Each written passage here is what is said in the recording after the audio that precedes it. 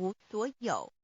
在某个时间点，这些能量分成许多有知觉的能量与无知觉的能量，从而有一分为二就对立。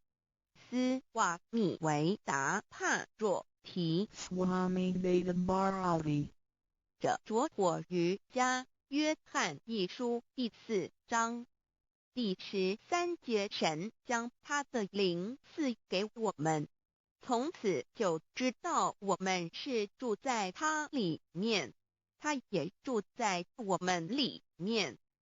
约翰一书3:24，遵守神命令的，就住在神里面，神也住在他里面。我们所以知道神住在我们里面，